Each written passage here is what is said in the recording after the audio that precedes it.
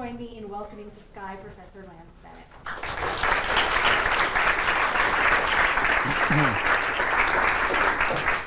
Thanks. What a lovely group. It's nice to be here and to see you all. I'm getting over a cold, so there's a microphone. If I'm wheezing in 20 minutes, I'll go on to the speakers. But can you hear me in the back? Is it like clear enough back there? Good.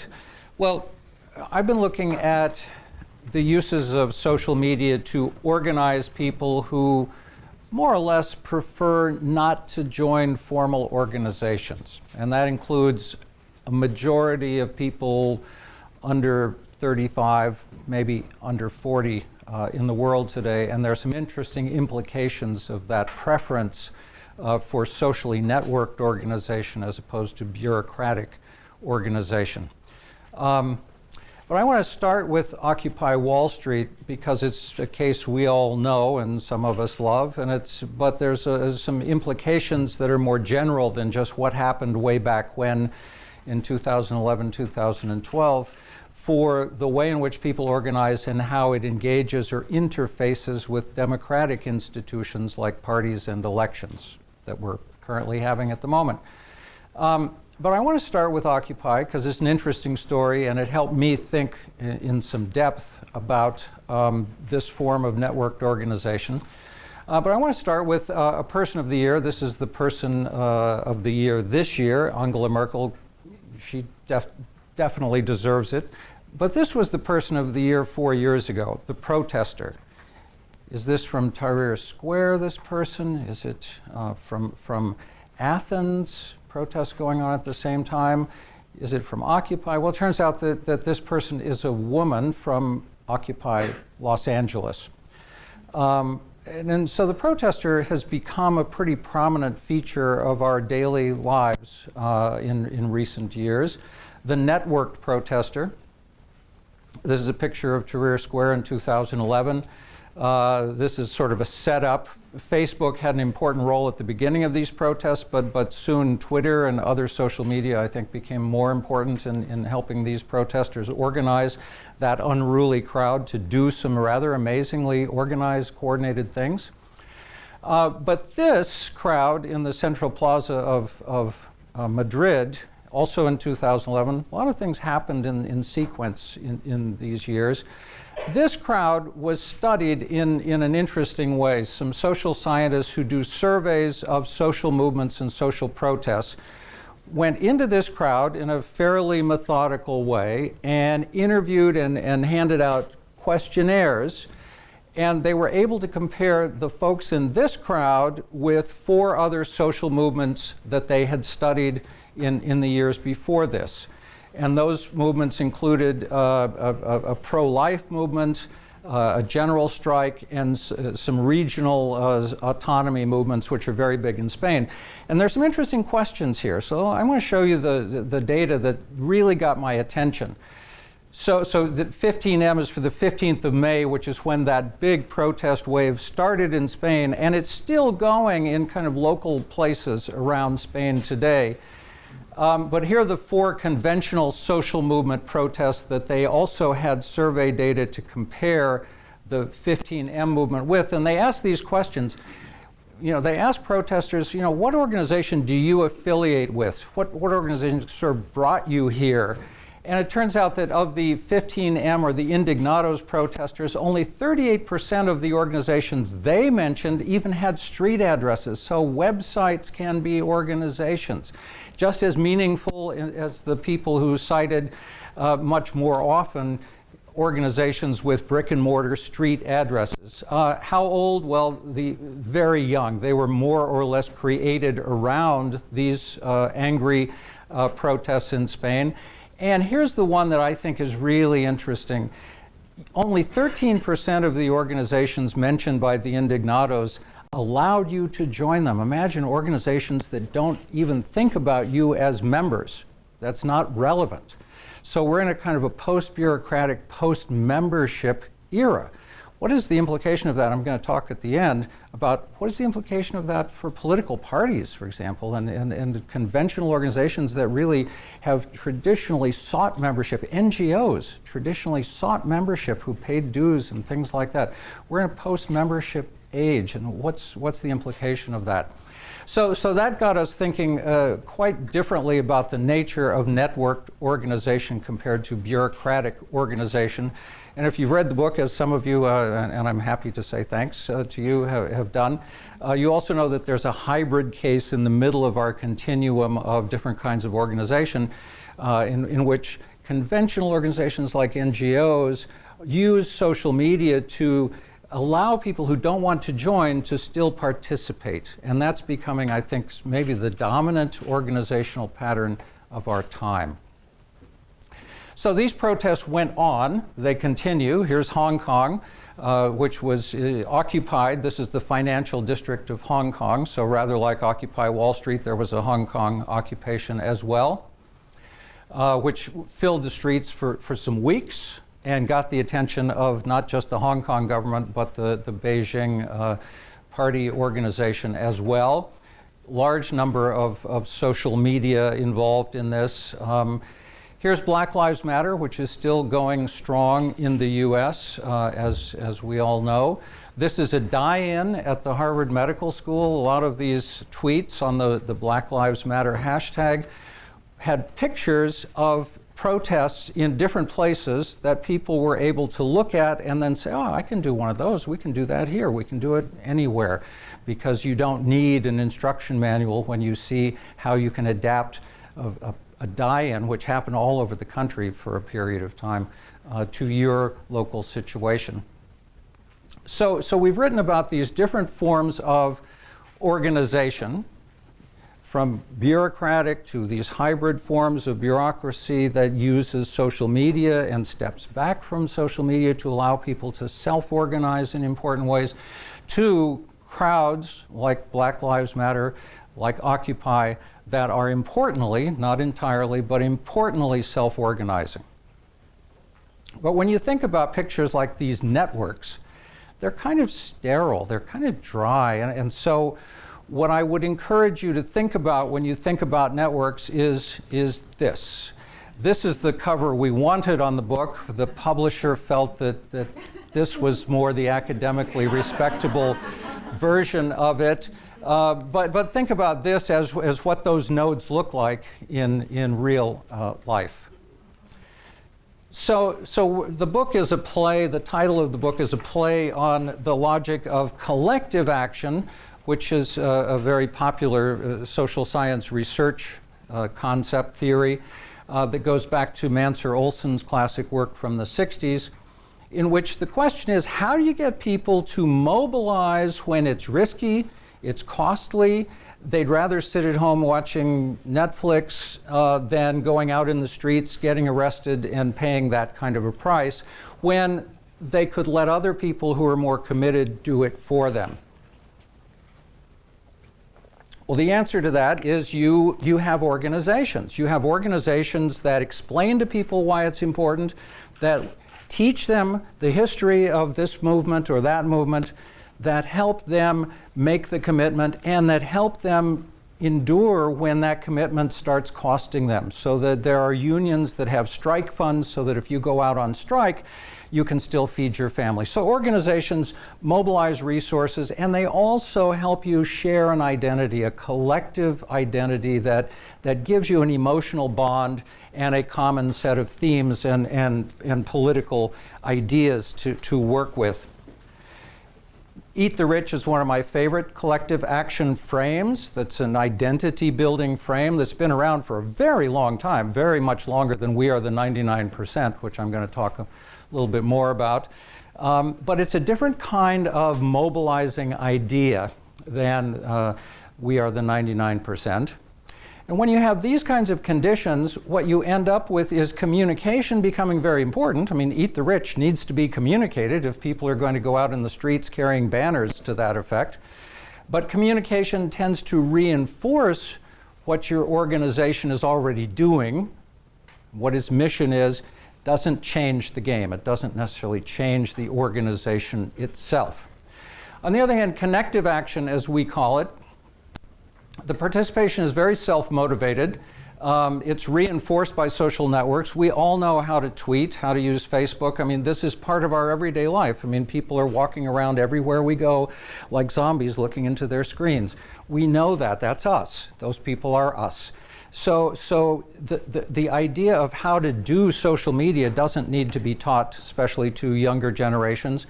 And the action becomes organized and coordinated by peer production processes that I'm going to talk a little bit more about in a minute. But the framing of that action, the thing that says who are we, is much more personalized. It's much more personalized because the trick of connective action is we don't have to change. We may, as an individual, care about the environment, care about Black Lives Mattering, care about the economy going to hell. We all care as people about those things, but we don't need to acquire an ideology or a new kind of identity in order to engage politically through connective action, because the action is very personalized. I can tell my story about being in the 99% because I know my story by heart, and so do you, and so do you. So in these networks, communication isn't just getting the message out about we're the 99%.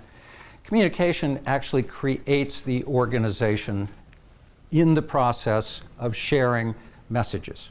So that organizational process strikes me as interesting and increasingly important in our societies today.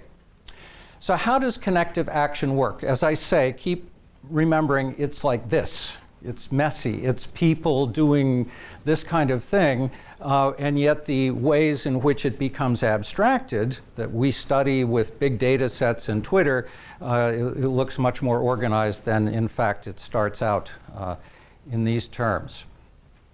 So I want to talk about three themes today, three elements of connective action. One is the personalization of politics, which is in a nutshell the story about the breaking up of modern society. We live in a kind of a late modern age in which jobs change, careers change, lives are much more individualized, and we establish the coherence of our lives with social networks. We're staying in touch all the time with our friends, so it feels like we're connected, but we're connected in a very different way than people 50 years ago or even 40 years ago were connected. So I want to talk about how personalized our societies have become. But I also want to talk about the logic of action rather than being a bureaucratic logic in which organizations with leaders put resources into play to mobilize voters or union strikes and things like that. It's the political economy of sharing. It's not so much a market-based exchange relationship, it's a sharing relationship in which we are motivated to want others to hear our story, and we want to hear their story too, because that's how we network. And then the bottom line in all of this is from that we get a kind of organization. It's a different kind of organization. It's got some strengths, it's also got some weaknesses that I think we want to talk about and how to evaluate this kind of organization. So, big point number one, the personalization of politics. So how can you study something as different as Tahrir Square in a very authoritarian, corrupted regime of Egypt at the time? How can you compare that to Occupy, which broke out in a democracy? Many protesters felt that this was a corrupted democracy, but certainly is not as authoritarian in the sense of the Egyptian government at the time was. How do you compare big social protests in China over labor, over environment, over all kinds of issues that Chinese citizens are concerned about? How do you compare the authoritarian regimes with, say, democratic regimes, or even failed states, which are another interesting context in which socially networked organization is becoming very important for the lives of people? Well, okay, simple story. This is like this could be a 2-hour talk on its own, one slide. So the simple story is that in the neoliberal, post-industrial democratic context, globalization has changed social structures. Labor markets have been blown out. Jobs have been shipped overseas. People are not able to join churches or unions and all kinds of other membership organizations because that takes too much commitment, time, and scheduling, and we live incredibly unstructured lives. We live the kinds of lives where we don't know what's going to happen next, and so we don't tend to join those organizations. Memberships are plummeting in all of them. As a result of that, we have these traces in the parts of the modern social order that still exist, like, hey, political parties, although ask the Republicans what a political party is these days, and you'll get some interesting different answers. But political parties in countries as sort of seemingly modern and solid and structured as Sweden, half of the voters in Sweden under the age of 30 don't have any party ID at all, which means that the parties have to sort of market themselves to individuals. They don't have ideologies, they don't have platforms, and it's very hard even for voters to tell those parties apart anymore because they've lost the conventional ways of signaling who they are to the various voters that they're trying to win support from. Very different path to this fragmentation and individuation of society in authoritarian regimes is called policing. Civil society just gets policed out of existence, with some interesting exceptions. So the Muslim Brothers in Egypt were not policed out of existence, and they became the big winners after the Arab Spring uprisings. Interesting story. But so you atomize populations in a different way in those societies, but you end up with atomized populations, which when you have angry atomized populations who are concerned about the government, the environment, civil rights, and 100 other important issues, and when those populations who are angry about things are given digital technologies and social media platforms to play with, they can suddenly stop using them for shopping and entertainment and start using them to express their outrage and form organizations to do something about that outrage. So that's two paths to a similar result. And it turns out that governments have tried in various ways to police these social media outbursts, to monitor them, but there's a game in which the citizens always seem to be one step ahead of or moving to the side of government's efforts to police and control the social protest phenomenon. Content matters. Content matters importantly because it's the sharing of that content that creates the network patterns that produce the organization. So it all starts with content. But there's different kinds of content. As I say, there's personalized content and collectivized content. This is the Eat the Bankers, the version of Eat the Rich. And this is the 99%. Everybody's got their own story. They're all important stories. They're immensely important stories. They're all slightly different, but they all can come together around this kind of a framework of I'm in the 99%. Here's my story. What's yours? So there are different kinds of memes in the world. This is a communication crowd, so I guess you all know memes. You all probably create memes and share them every day.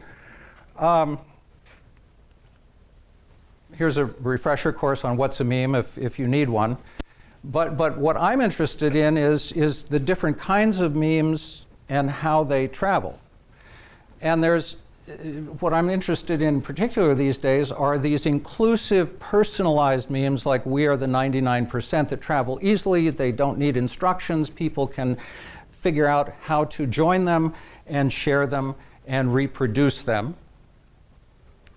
And then there's these sort of modern era collective memes that take cultural work to reproduce. They take scripting, they take ritual, they take theater. That's why old-fashioned protest movements had street theater, folk songs.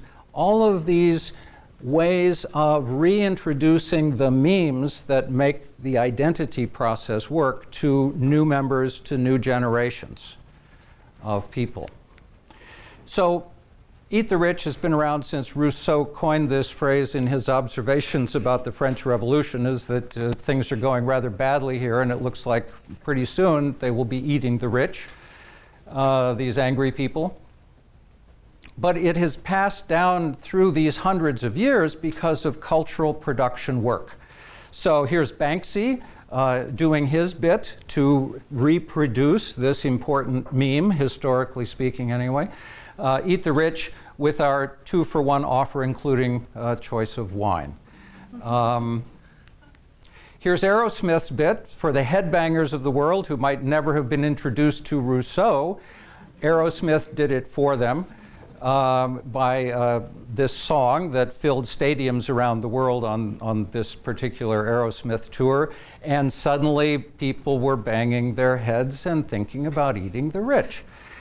And then there's restaurants, Eat the Rich Bar and Grill, t-shirts, and then it gets translated pretty quickly into homemade street art that people take out. And this is not actually a bad rephrasing of Rousseau himself. So from hundreds of years, the production process goes on.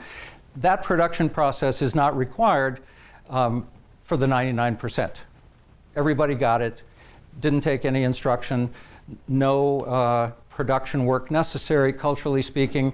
And the Tumblr site that 2 people put up to see if this idea was going to take off, and it did instantly take off, was appropriated by its users, as almost all social media are, and people introduced photos of themselves along with various ways of handwriting their stories about being in the 99%. So that's the idea of personalization and the personalized sharing of content that goes into connective action. But the logic, this is a little trickier to get because we're so used to market and exchange relations, and I give you something, you give me something, and et cetera, et cetera, et cetera. That really is at the core of old style organization, bureaucratic organization. Involves the exchanging of promises to protect people, to pay people, to educate people for supporting our organization, if you're in a social movement.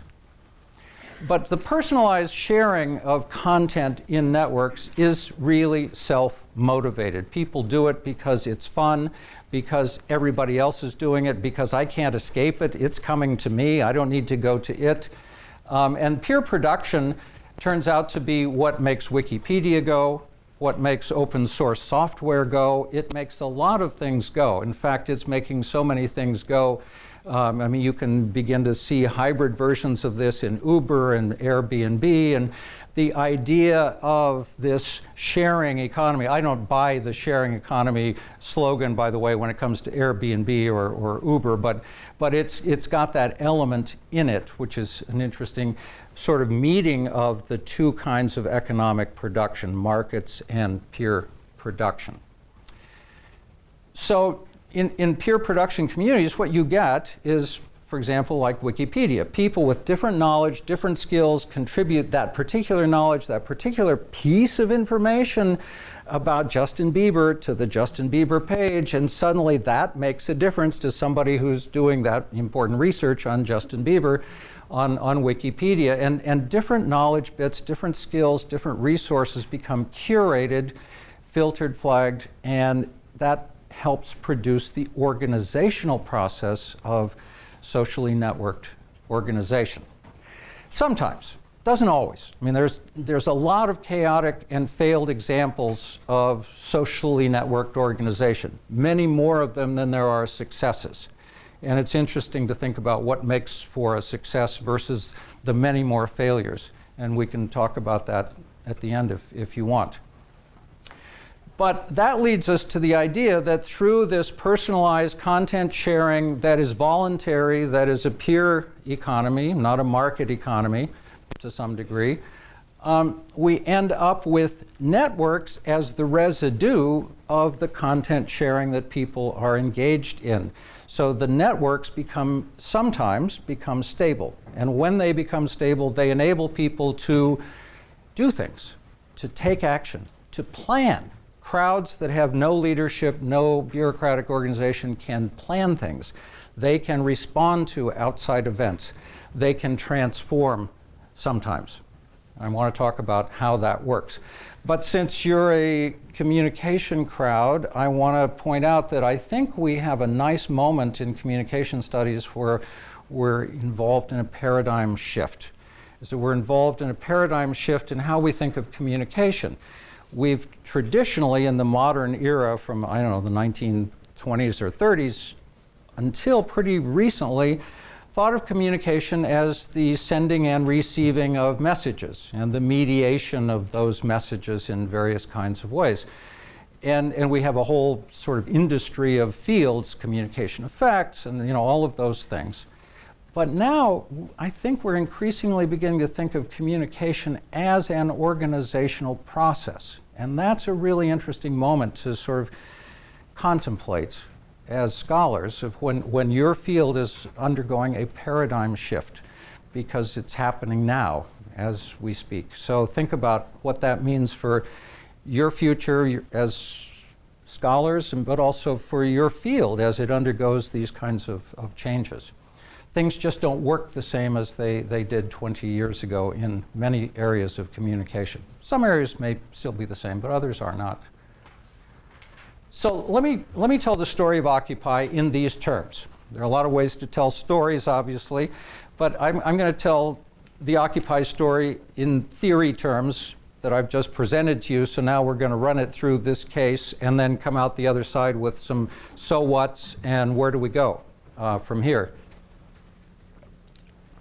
So how did Occupy get organized? Since in many ways Occupy the rank and file, but there's a question about who are the rank and file and where's the edges of this big network of networks. So it's not so easy to decide those things.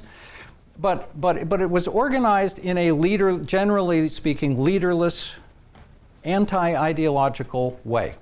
For a radical movement, it was radically anti-ideological, anti-leader-oriented, anti-organization oriented. But it spread quickly. It spread within weeks. Within weeks, it was all over the world. From its little start in Zuccotti Park, not so far from here. It looked like this by October. Start on September 17th. This is what it looked like in October of 2011. And it was driven by all manner of social media available to people in their pockets at that time. And this is an inventory we did in the early days of Occupy, and it would run into several more slides, but this is just like a taste of the inventory. There were 100,000 Occupy hashtags, as you can see, not all of them quite seriously central to the protest, perhaps. But there were a couple of hundred heavily used hashtags that enabled people to direct their messages to different segments, different levels of the crowd, from the general national hashtags like Occupy Wall Street or OWS, which became quickly shortened to now this is more for Portland, so this is Occupy Portland hashtag, or both. It's what's happening in Portland is relevant to everybody, so we put both hashtags or more on that. There were Occupy websites which became, and Facebook pages which became kind of news boards, so people could post stories and announce meetings and activities. Livestream enabled people to completely cover their own protest. I mean, it was saturation, 24/7 coverage of the sort CNN couldn't possibly produce in its wildest imaginations. People were able to dial up in real time what was happening anywhere in the world on Occupy through live stream feeds, and to stream them at their own convenience because they were archived and curated. Meetups, Tumblr pages, including the famous "We Are the 99%." So here's a question for you as researchers. which of these do you study? How do you, so like, you can't study them all. There's too much here. You can't do it all. So what do you pick? Well, you could say, actually, I've got a cool program that scrapes Facebook pages, so I'm going to study the role of Facebook in Occupy. Well, but what do you actually study if that's what you're doing? You need to think about that. And that question of what do we pick here, because we can't do it all, and what are we missing if we don't study Facebook? What are we missing if we don't study Livestream? That became a really puzzling, problematic, and produced sort of some headaches in our team, Alex and me and a number of students who were involved in these projects and the publications.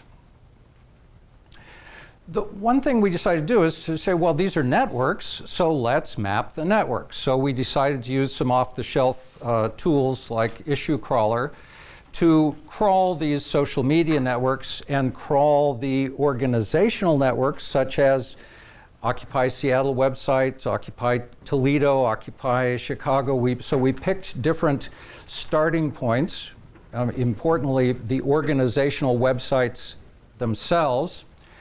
And the interesting thing is that no matter where we started our crawls to see what the networks of connected sites and what are the most importantly linked to sites, that's what this is, these are in-link. The size of the node is the number of inlinks each node is getting here from other sites that we crawled from. Twitter, no matter where we started, Twitter was always the most important node. Now, Twitter is not an organization. It's that 200,000 hashtags. So it's not an organization, but it's the most importantly linked to platform in the Occupy protest. So what does that mean? What we started thinking, well, what does that mean? So we had to sort of theorize from the bottom up here.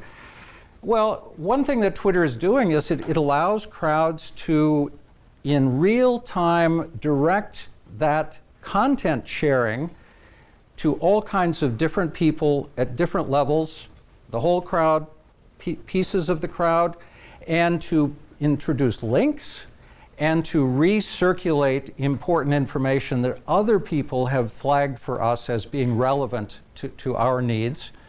And so we began to think, well, you know what? Twitter is kind of the organizational traffic control, the switching mechanism in real time across all of those other media platforms. That was our provisional sense of why Twitter seemed to be the most important platform in all of the networks we crawled.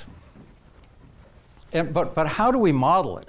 And modeling this is kind of a headache of its own, but this is a simple idea about how to think about the interconnectedness of so many social media networks in play all at once.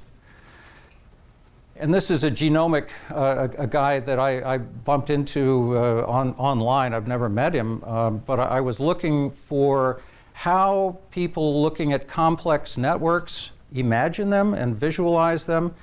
And this is a genome researcher at University of British Columbia who was kind enough to do this art for me. And I said, this kind of looks like how DNA travels in systems and how genes recombine in systemic ways.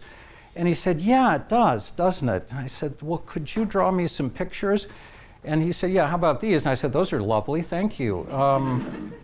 So imagine that this is the network of city websites, because these sites tended to, so Occupy Seattle, Occupy New York City, Occupy Chicago, et cetera, et cetera. These sites tended to link to each other pretty often, and all of them tended to link to New York City, which was the sort of mothership of Occupy. And these might be more something like live streams. There was kind of more of an East Coast, kind of West Coast live stream network. And this might be Facebook. And because Facebook was odd. It was somewhat interlinked, but not very well interlinked, because Facebook is kind of an island. It's an archipelago rather than a set of nice, dense networks. And then the threads, which were moving all the time as hashtags changed, as links changed, as retweets changed, the threading mechanism that interconnected all the other different social networks in play is Twitter. So think of Twitter as this constantly changing, threading, or coordination mechanism through all the other social networks that were in play in these protests. So that's the simple visualization, just to give you a picture of why we picked Twitter and not any of the other many social media we could have studied. So what can these networked organizations do? I mean, I keep calling them organizations. We know what bureaucracies can do. Bureaucracies have resources. They give them out. They give them more to some people than to other people.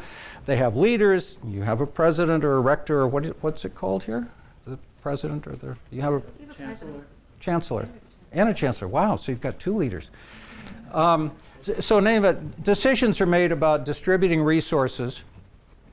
In the absence of leadership, Occupy had to distribute resources, if it was to be an effective organization, had to distribute resources in the absence of bureaucracy and leaders, but they did it. Where am I going to stay? I'm just here. I need a place to stay. Oh, well, you can crash with us, or you can come camping in Zuccotti Park. I'm hungry. Well, good. There's a food kitchen. Here it is. What do I do if I get arrested? Oh, well, there's a get out of jail free app, it turns out. And that circulated widely in links through Twitter. And it was one of the most popular apps because a lot of people did get arrested and wanted to know what they do for free legal services in this town or that town. So, but crowds also, in addition to being organized around distribution of resources, also need to figure out, what are we going to do next? There's a police raid in Boston. Are we going to expect one in Seattle? Well, the answer is, yep, you will, and it's coming. And so how do we adapt to that? Well, you also begin to look to see how people develop strategies, post videos of what the crowd in Boston did when the police were raiding its camp, so that you can see how effective that was and whether you want to do the same thing in Seattle or Portland or LA. And then all things must pass, and crowds in particular pass rather quickly. And what happens at the end of them, the sort of long-term adaptation and change process. So after the camps were removed through all of these police raids, the winters came, there were no places to meet, and the hardcore activists began exchanging messages in the tail of that Twitter stream in terms of who are we now and what do we do now that we are no longer this huge, incredibly visible global movement. Well, maybe we become Occupy Sandy, and so Occupy Sandy tails out of that crowd. And maybe we start saving homes for people whose homes are being repossessed by banks in Atlanta or LA. And so the tail of the crowd produced an interestingly different kind of organizational process than the beginning or the middle of the crowds did. So what are some outcomes? Well, one outcome is how many people think that Occupy was mainly about inequality? How many people think it was mainly not about inequality? How many people are afraid to raise your hand in response to a question like that? Oh.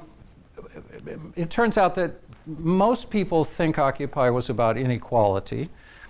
And certainly the press thought it was. And so this was some real-time media mapping I did with a tool called Silo Breaker, which allows you to harvest large volume of news articles online, news articles in real time. And this is the US online news media in October 20th to November 20th, 2011, which was kind of the peak of Occupy. And inequality was my search term, but as you can see, inequality was closely linked to Occupy Wall Street in conventional media coverage. And there was a little bit of Tea Party stuff going on in here too, which was kind of an interesting side story. But so inequality became linked to Occupy very quickly, But notice that formal political organization was almost not even on this map. Here's the Obama administration distantly talking. The algorithm that generates this involves the number of articles mentioning the terms and the closeness of those terms together in the articles. Okay, so that's the concept, is that how close are inequality with Occupy and how often do they appear together? That's what puts you central or what puts you on the edge of the universe. Obama was on the edge of the universe in October, November. And I don't need to show that. But then what was interesting is that the protests started occupying Obama. That he was fundraising, oh my God, he was fundraising from banks on Wall Street after this financial crisis that produced these protests. So the protesters started tracking Obama's fundraising activities, and then that became news. And so the heat was put on the Obama administration for taking money from the very banks that produced this chaos in our country. And at the same time, there was a Pew poll that revealed in this same time period that, oh my goodness, Americans actually think there's some class conflict in this country. Who knew?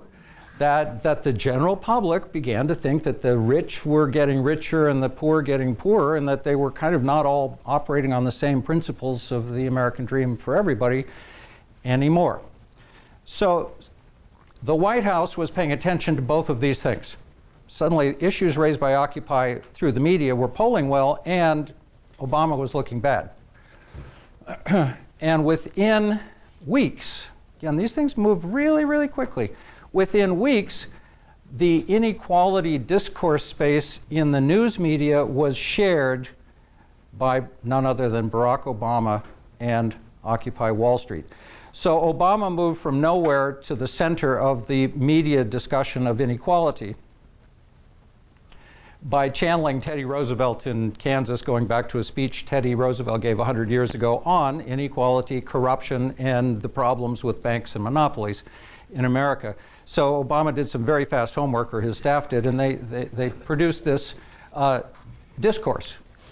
And then by January, when Occupy camps had been removed, it was tailing off and localizing. Obama owned the topic of inequality. So this is Obama, this red line here. And this is the inequality phrase, and here's Occupy. So Occupy was tailing off, but Obama owned the media discourse on inequality. To make a long story short, then the banks basically said, if you don't shut up about this, we're going to stop giving you campaign money. And so Obama sort of stopped talking about it until he got reelected, and then began talking about it again by raising issues like minimum wage and so on and so forth. So yeah. And then it went global. So 1 month later, Obama owned the discourse space. And 2 months later, Bill Gates and the World Economic Forum crowd of the high and the mighty, economically speaking, in Davos, owned the discourse space about inequality, along with the remnants of Occupy. So, question is, why was inequality the issue that became associated with Occupy? Of all the other issues that there was like 100 issues that they listed in assemblies, both at the beginning and at the end of the protests, the occupiers did. Why inequality? This turns out to be one of our next projects, because we discovered that as you look at all those issues, inequality was a very distant fourth place in the topics that were tweeted about by the protesters. The banks were number one by far. I mean, Occupy Wall Street would imply the banks. So the banks were the most important topic, but the banks were problematic for reasons that you might want to think about. Why didn't the media immediately take up the banks as the big problem of our time? And why did the media take up inequality as the big problem of our time? Broken economy was the next most important problem. Democracy. Problems with democracy, political corruption, huge among not just Occupy, but also the American public. So those were all more important issues in terms of mentions in tweets than inequality, but inequality became the issue. And I'm actually going to leave it there. If you're interested in why I think that became the issue, you can ask about it during question time. But it's an interesting, that's the answer. Subliminally, maybe you picked up on that. But so what are some problems in networked organization? Oh, no, let's get finished with that. So among the problems is that these crowds are never as pure, simple, and uncomplicated as our theories make them out to be. They're messy. There are different kinds of organizations, different kinds of actors involved who disagree a lot about how these things should go, how they should be organized, what they stand for. Case in point, the Tahrir Square protests. The crowd in Egypt was very good at telling the Muslim Brotherhood, we don't want to be led by you, during those protests. But when they actually kind of won the first round of their fight with the government and got free elections, the only organized civil society group able to run and win an election was the Muslim Brotherhood. So while they did not lead the crowd, they ended up winning the round 2, and then they kind of lost round 3 rather badly, as you know, and now things in Egypt look rather much like they did before all of this began. So the interaction of different kinds of players in these crowds is an important dynamic that makes crowds difficult and unstable. And why is it, though, that these crowds so seldom make transitions to stable political organizations, whether stable movements or political parties or both? Well, this is really new work coming out of this, and here's my hypothesis that I'll share briefly. We can also talk about it in Q&A because it's time to stop, for me to stop anyway. Is that this idea that people don't want to be members, they don't want to be led, they don't want to have ideologies, they don't want to share collective identities of the old-fashioned sort, that makes it very difficult for these crowds to then form organizations or even support formal political parties. So what we've got the world over, I've been looking at data on the rise of the right, which is kind of happening everywhere you look in the democracies today. I mean, the big gains politically in OECD democracies are on the right. Why is that? Is that because the public has moved to the right? No. There are just as many angry people on the left as there are on the right. So why is the right rising and the left not? I think it's because people who are angry on the left have developed this interesting idea about direct democracy. They want to participate. They want to be equal. They don't want to be led. They don't want to join organizations or have collective identities. They want to tell their own stories, which is great in phase 1, and it's terrible when it comes to the election process. So there is almost no gain. Podemos in Spain, Syriza in Greece are 2 interesting exceptions, but the interesting exceptions are now becoming problematic for reasons we can talk about later. Podemos has kind of stalled out after winning an impressive number of votes, but they've stalled out in terms of growth as a party. So the thing that I'm calling the democratic interface is that our parties and our elections were born a long time ago in the modern social era, where there were leaders, organizations, members. And network crowds on I don't even know if the left-right makes sense anymore. I've become so confused about how you organize left and right, that the left in particular is not ideological. It doesn't have a coherent form any longer. But network crowds on what I'm calling the left don't interface well with parties and other kinds of formal organization. Whereas protest movements on the right, well, let's just admit it, they like hierarchy. They like strong leadership. They like authority. That's part of the deal on being on the right, isn't it? So they have no trouble moving from crowds to movements to parties, as has happened all over Europe, and indeed as we're seeing in this country here as well. So this is a chart about all the growth in right-wing parties, and there's no chart like this showing growth on the left, with the, again, exception of a couple of countries that are interesting exceptions. So what's next in all of this research that started out with this old story that you all know about Occupy, but it's moving into new stories about why the political imbalance between left and right now in our democratic nations is, who's going to start inventing the hybrid political party? Parties that are both movements and electoral bureaucracies with leaders and resources. And that's a really interesting question. There's an effort. Podemos began as a hybrid and quickly became a much more centralized, leader-oriented party in Spain. There's a little party that's growing in Denmark called the Alternativet. And what they have is a leader, and they have an organization, and they actually won enough votes to get into the Danish parliament, despite the fact that most of the votes went onto the right-wing parties. The two biggest parties in Denmark are right-wing parties today. But the Alternativet got in by saying, we are a movement and we are a party. And they have what they call citizen laboratories. So when you ask Uffe, the party leader of the Alternatives, what's your education policy? And even if you're a reporter asking him this question, he may well tell you, I'll get back to you on that. We don't poll our positions. We don't have issues that we can just hand out as leaflets. We have to wait for our citizen labs to tell us what they want to do on education, and then we try to distill as best we can, go back to them for clarification, and then we'll have a position for you.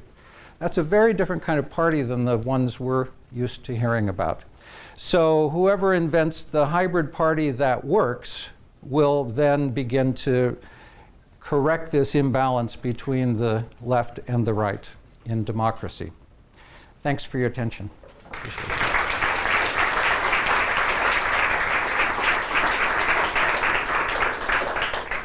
Okay, we have time for some questions and some discussion. Anyone want to lead things off? Melissa? Hi, I'm Melissa Arachik, a professor here at the School of Com. Maybe you're going to see my question coming a million miles away, but one thing you didn't mention here is the nature of public communication in the so-called logic of connective action, which is that the public communication is taking place on private networks for the most part. So I wonder what you would have to say about the corporatization, so to speak, or the uses of this communication on private networks for other purposes beyond collective action. Yeah, that's a really tricky question. Several thoughts, and tell me what you think. One thought is, just as some background, I had a grant while these studies were in progress. I had a grant to develop civic technology for clients, sort of civil society type clients. So we built a crowdsourced voter platform, which turned out to be the most successful project we did. But I also offered a virtual assembly platform to both the Tea Party and to Occupy, trying to cover all the bases since it was an NSF grant. And the interesting thing was that they both rejected it for very interesting reasons. So the failures turned out to be instructional failures.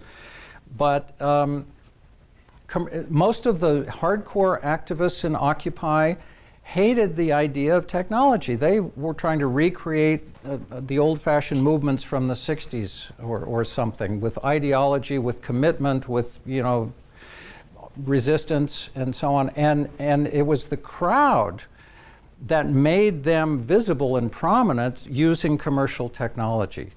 So the crowd had no problem with it. And as near as we can tell, the crowd wasn't, limited by it in an interesting way. I mean, it was kind of cumbersome in the sense it involved so many different media. I mean, maybe if we had the tech developers of the world focusing on civic technology instead of the next game I can play on the subway on my phone, we might end up with more elegant kinds of political technology. But sure, there's surveillance. Anytime you know, even if you had fully non-commercial technologies, if they involve the use of the internet, the government is sniffing what you're doing anyway. They're processing what you're doing. I mean, so we know that whether it's the U.S. government or the Chinese government, they're going to look at what you're doing if they choose to, no matter what kind of technology you're using. And the tech companies are now understanding that they looked pretty bad when the NSA scandal came out, that they were volunteering and cooperating with the government. Chinese companies have to do it as a cost of doing business in China. But the US companies look pretty bad, and so now you see companies beginning to take stands, Apple against the FBI and so on.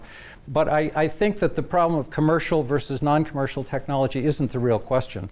It's the internet itself is the real question politically. So, okay, let's start here and then we'll go over here.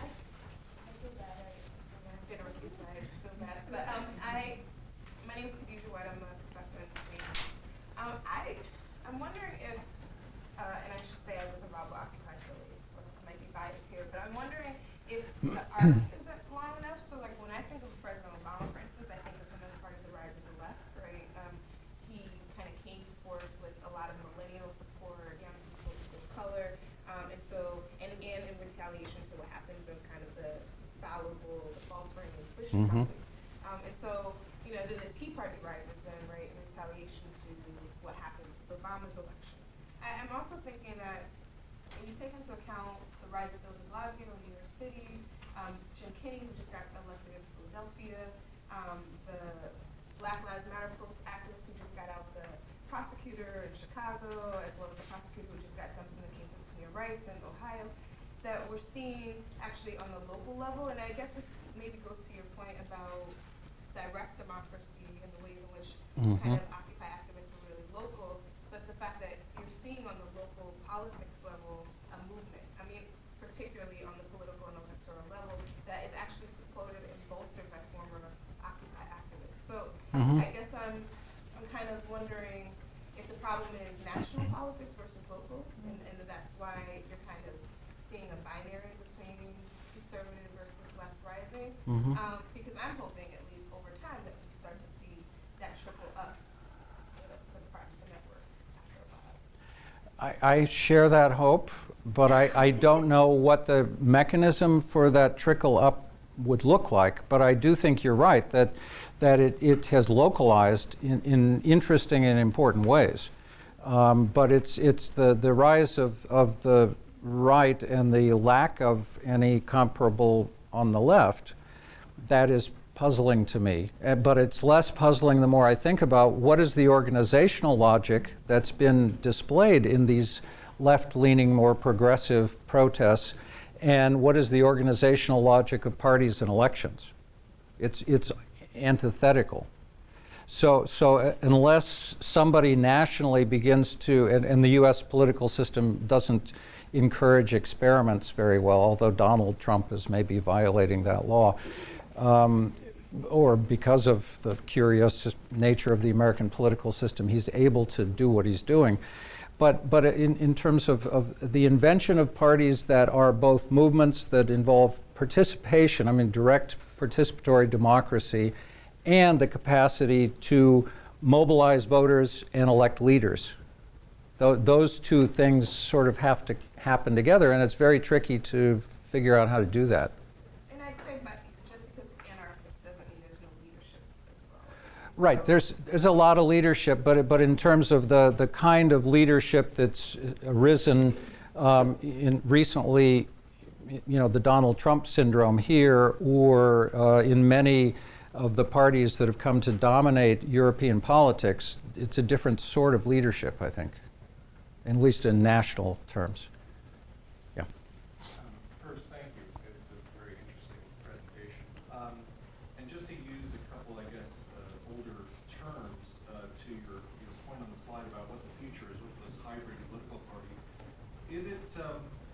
some sort of combination of like a flash mob, a Kickstarter, a freelancer who sort of come together on an ad hoc basis to solve a discrete issue or problem?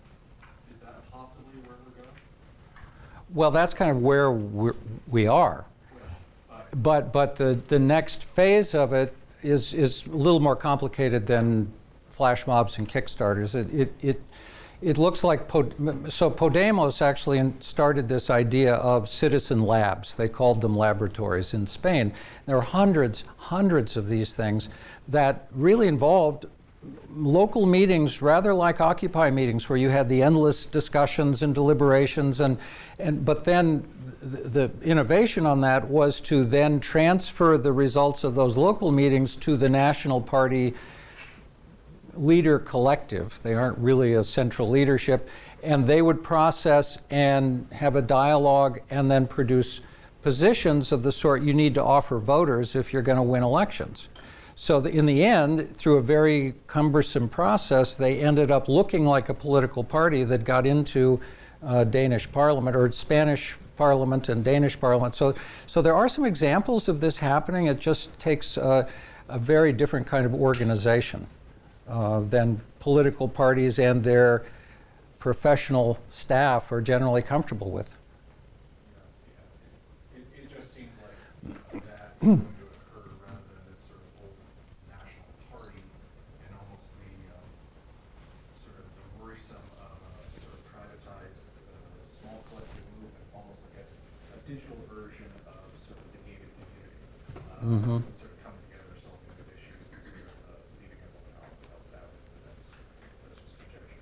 Yeah. I mean, so the goal of the Occupy activists, I think, would be to have a hybrid movement party that would engage them on the local level, which is happening, but that could somehow translate that engagement nationally into some form that people would recognize as a viable political party. So that's the missing piece so far in most places. Yeah, Phil.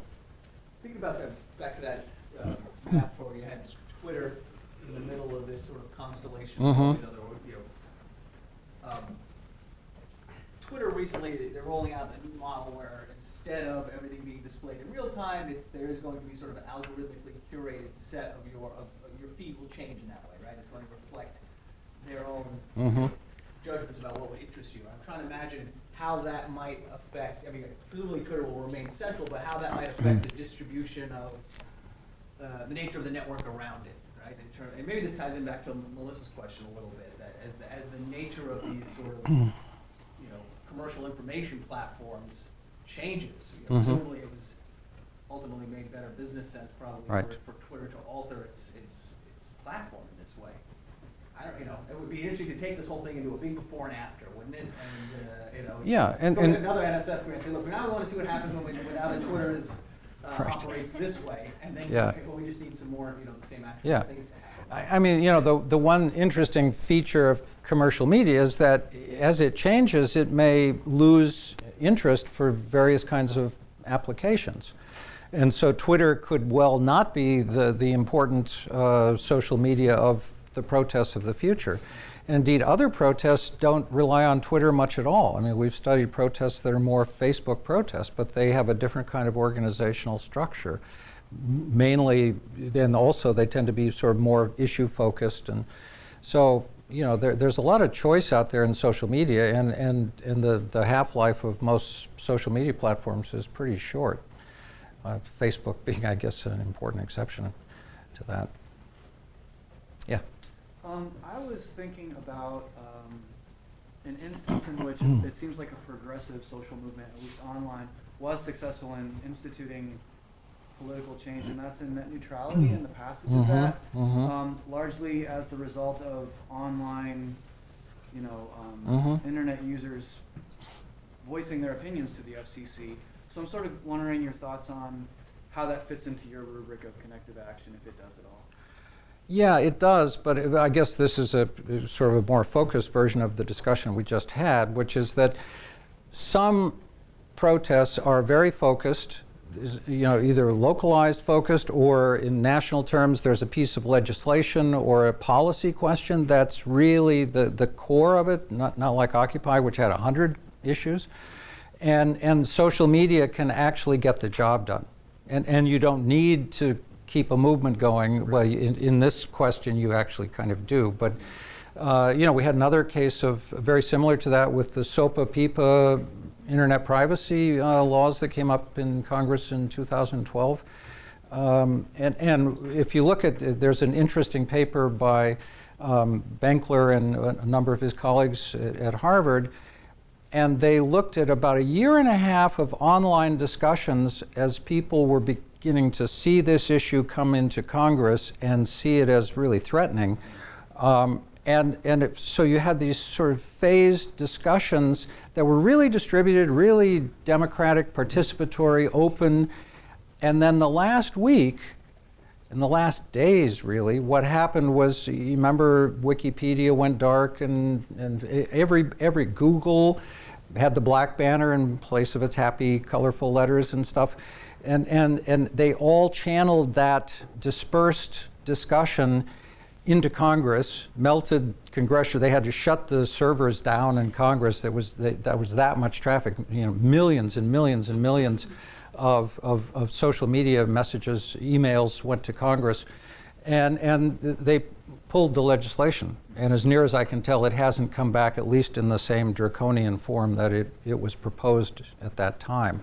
So those kinds of protests can happen time and time again, and connective action really works. And you find these interesting organizational transformations from really distributed discussion to really centralized hierarchical transmission of anger at a target that worked. So there are different forms that all of this takes. This is just the form that we saw helping this really complicated spread out movement coordinate itself. So there's no one-size-fits-all technology platform, organizational form. That's why you kind of have to play detective and look for the organizational form that fits the case you're studying. But if you have some heuristics, then it's easier to solve the mystery in these cases. Yes? So I really like this idea of communicatively based organizational form, for lack of a better word, and the idea that we can create an organization based on the communication that occurs in some form of social movement. I'm wondering if you can say a little bit more about this idea of a leaderless organization. So, for instance, if we take this communication-based view and we analyze the communication flows in something like a Twitter network, I inevitably could look at this data and find, for instance, brokers that control the information flow. I could likely control the information flow, or hubs that tend to produce more information than others. So if we're taking that communication-based view, wouldn't these hubs or brokers in some way exert more power than other actors in the network? And so it might be leaderless, but is there a different form of leader based on control of the network? That's a really interesting question, and I've thought a lot about that question. I mean, really a lot about that question, and I even wrote a paper about 3 different protest networks that one was very centralized, the other was sort of halfway centralized, and the other was really distributed, and because those conform to the 3 sort of ideal types in our spectrum of action, collective to connective, and this hybrid case in between of organizations, but organizations that step back and promote social media as the engagement mechanisms for their followers. And I think that because we all know that most social media have power laws, that means that there's power inequalities, and I don't think so. I mean, the SOPA PIPA case is very interesting. For 1.5 years, it was a really distributed conversation.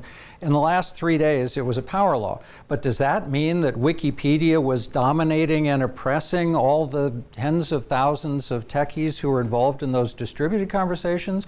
Or does that mean that Wikipedia and Google and Facebook were enabling them to effectively express their discontent?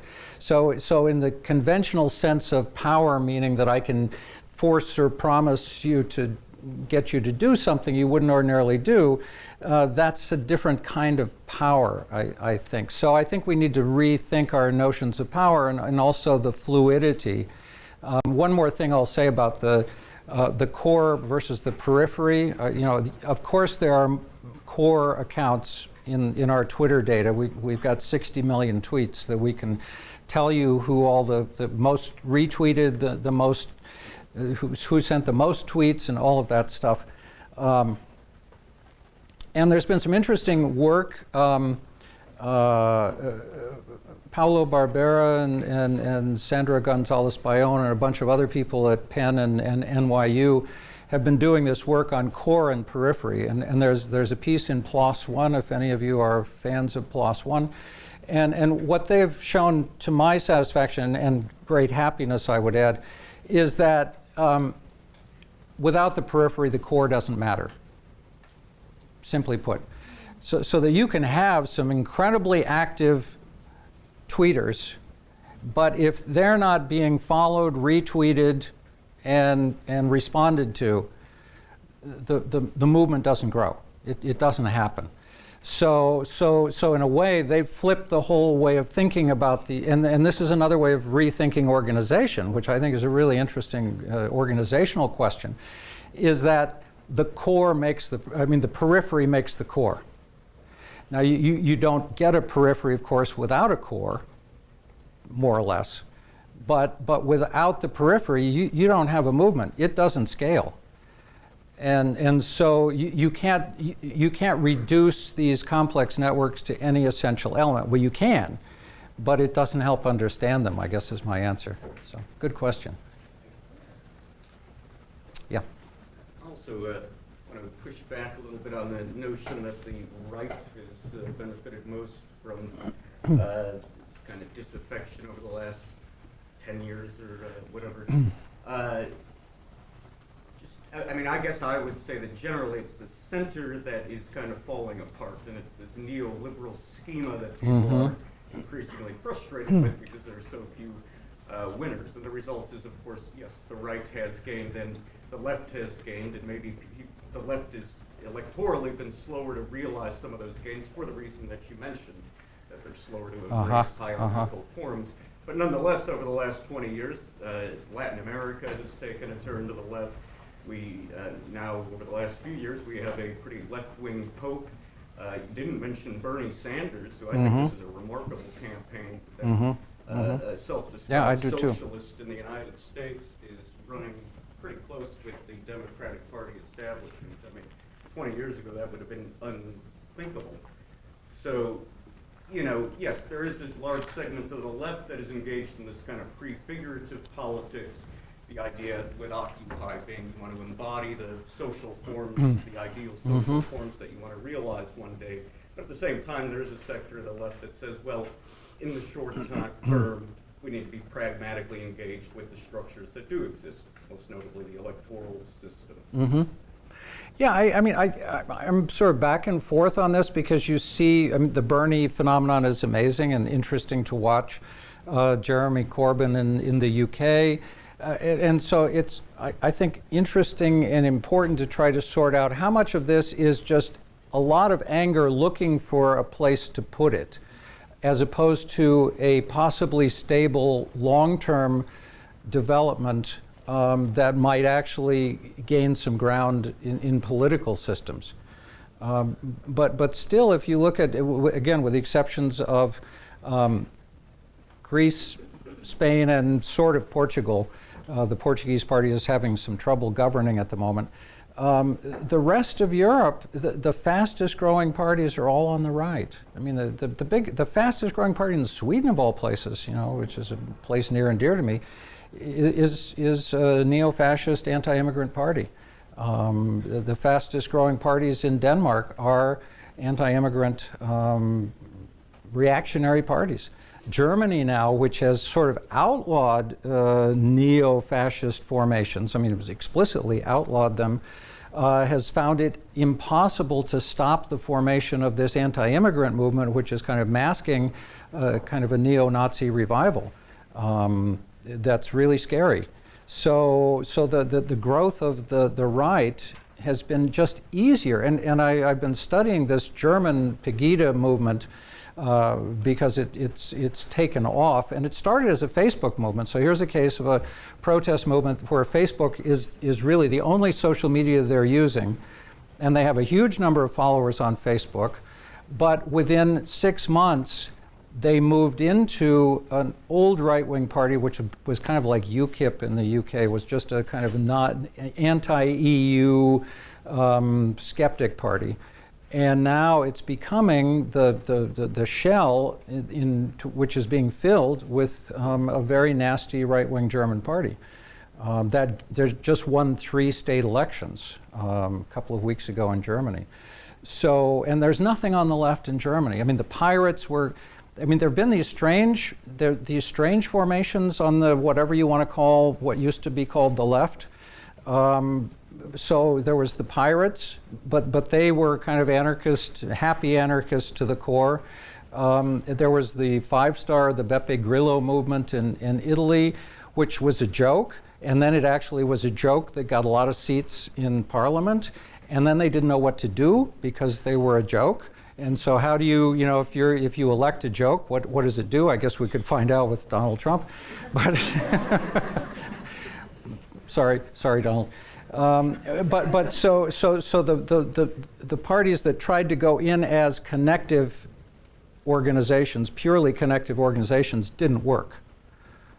Whereas they made the transition easily on the right. So I take your point. I don't want to blow this one, but I think it is becoming an imbalance unless you believe that the world has gone to the right and there's nobody angry on the left anymore.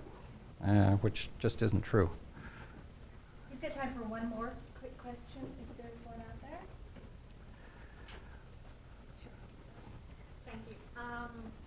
In terms of hierarchy, you mentioned that organizations that don't have any leadership or hierarchy can make real action. Mm-hmm. But I was thinking that in certain way, these organizations, even that came out of the crowd, have a kind of degree of hierarchy, because in order for you to participate in those movements, you need to have some degree of tech. You have to know about technology, you have to have the resources, even the access. I am thinking in other contexts, not only America, people might not have even the access to technology for them to participate. And many scholars have pointed out that there is a kind of people who sort of is in charge of these kind of movements, mainly white people with kind of resources, tech savvies, or people who have the resources to do it, while other people who might want to participate, they can be left behind. Yeah, I mean, there are people who make this case, and so it's a point worth acknowledging. Paolo Gerbaudo wrote a book on tweets in the streets, and that's kind of a point he makes, and I think it's valid up to a point, because not everybody has technology, but you know, in America, a lot of people have smartphones, and it doesn't really make you rich to have a smartphone. In fact, a lot of people can't do their daily lives without a smartphone. But even let's go to another extreme. I know a group that's been working in Kibera, which is one of the biggest slums outside of Nairobi, and if you Google it on Google Maps, there's nothing there on the map on Google Maps, but there's over 1 million people there with all kinds of stuff going on. And yet those 1 million people, they have no police protection, they have no health care, they have no fire, they have no water, they have no sewage, nothing, right? It's a completely failed state. And yet, so a small tech NGO, so there were some guys who really knew a lot, and so I guess you could say they had some power. They went in there and they started First of all, they needed protection because there's no police, and so they kind of made friends with one of the local gangs who provided them their police protection.